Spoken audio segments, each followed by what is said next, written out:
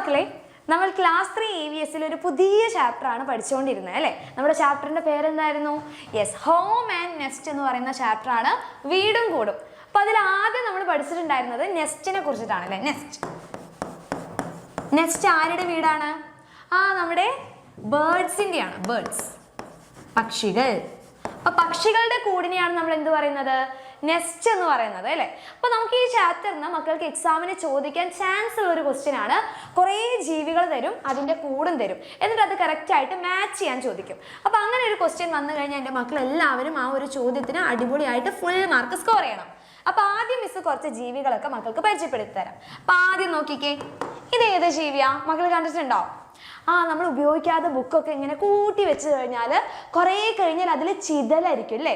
അപ്പോൾ ഇവന്മാരാണ് നമ്മുടെ ചിതലാക്കുന്ന ആൾക്കാർ. ഇതാണ് ടെർമൈറ്റ്സ്. ടെർമൈറ്റ്സ് എന്ന് പറഞ്ഞാൽ ചിതൽ. ഇനി അടുത്ത് നോക്കിക്കേ, ഇവനെ നമുക്ക് എല്ലാവർക്കും അറിയാം, നല്ല ക്യൂട്ടായിട്ടുള്ള ഒരു അനിമലാണ്. നമ്മളിന്ന് കണ്ടു കഴിഞ്ഞാൽ മരത്തിന് മുകളിലൊക്കെ ഇനി ചിൽ ചിൽ ചിൽ എന്ന് പറഞ്ഞ് ചാടി നടക്കുന്ന നല്ല രസമുള്ള ഒരു അനിമലാണ് നമ്മുടെ സ്ക്യൂരൽ. അണ്ണാൻ, അണ്ണൻ എന്ന് എഴുതരുത് കേട്ടോ. അണ്ണൻ തമിഴിൽ ചേട്ടൻ എന്നാണ് അർത്ഥം. ഇത് അണ്ണാൻ. ഓക്കെ, അണ്ണാൻ എന്ന് പറയുന്ന ഒരു ആനിമലാണ് ഇത്. അപ്പോൾ ഇവരെവിടെ കൂടുണ്ടാക്കുക? ഇവർ നമ്മുടെ മരത്തിന്റെ പൊത്തിൽ കൂടുണ്ടാക്കാറുണ്ട്, അല്ലെങ്കിൽ കുറച്ച് നാരുകളും ഇലകളൊക്കെ ഉപയോഗിച്ച് കൂടുണ്ടാക്കാറുണ്ട്. സാധാരണ മരത്തിൽ പൊത്തൊക്കെ ഉണ്ടെങ്കിൽ അവന്മാർ കൂടൊന്നും ഉണ്ടാക്കാൻ മടിയായിട്ട് അവരെന്ത് ചെയ്യും? അതിനുള്ളിൽ കയറി ഇരിക്കാറാണ് ചെയ്യാം. ഇനി അടുത്ത് നോക്കിക്കേ, ഇത് നമുക്കറിയാം അല്ലേ? ഇതാരാ? യെസ്, ഇത് നമ്മുടെ തേനീച്ചയാണ്. തേനീച്ച, ഹണി ബി. തേനീച്ച, തേനീച്ചകൾ കൂടുണ്ടാക്കാറുണ്ട്. ഇതുപോലുള്ളൊരു കൂടാണ് നമ്മുടെ തേനീച്ചയ്ക്ക് ഉണ്ടായിരിക്കാം. ഇനി ഇത് നോക്കിക്കേ, ഇതാരാ? ഇത് നമ്മുടെ വാസ്പാണ് അല്ലേ? വാസ്പ് എന്ന് പറഞ്ഞാൽ കടന്നൽ അല്ലേ? അപ്പൊ ഇവർക്ക് എല്ലാവർക്കും വളരെ സേഫ് ആയിട്ട് ഇരിക്കാൻ വേണ്ടിയിട്ട് ഇവർക്ക് എല്ലാവർക്കും എന്തുണ്ടായിരിക്കും? അവരുടെ വീടുണ്ടായിരിക്കും, അല്ലെങ്കിൽ അവർക്കൊരു കൂടുണ്ടായിരിക്കും. അപ്പൊ ഇതേപോലുള്ള ചോദ്യമായിരിക്കും മക്കൾക്ക് ചോദിക്കുക.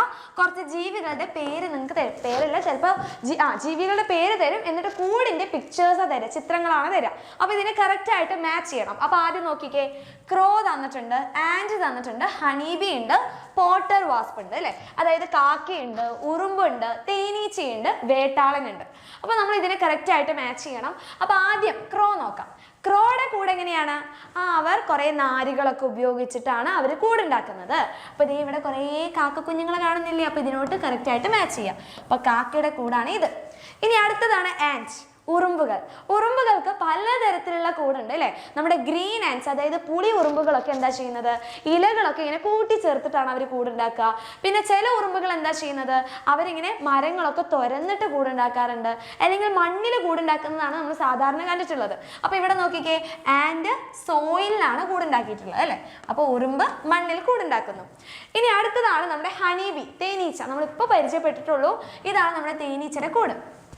ഹണി കോംബ് എന്ന് നമ്മൾ പറയും അല്ലേ? അപ്പൊ ഇതാണ് തേനീച്ചയുടെ കൂട്.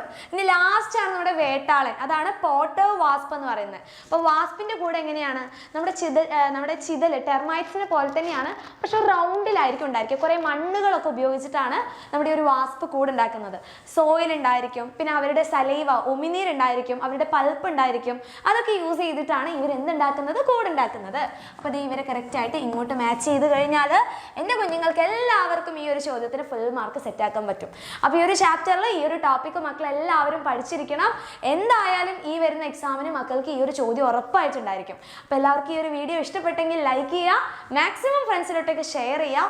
ഇനി നിങ്ങൾക്ക് പഠിക്കാനുള്ള എല്ലാ കാര്യങ്ങളും നമ്മുടെ ഈ ഒരു ചാനലിൽ ഉണ്ടായിരിക്കും. സോ ചാനൽ സബ്സ്ക്രൈബ് ചെയ്യാത്ത മക്കളുണ്ടെങ്കിൽ എന്ത് ചെയ്യുക? സബ്സ്ക്രൈബ് ചെയ്യുക. All the very best.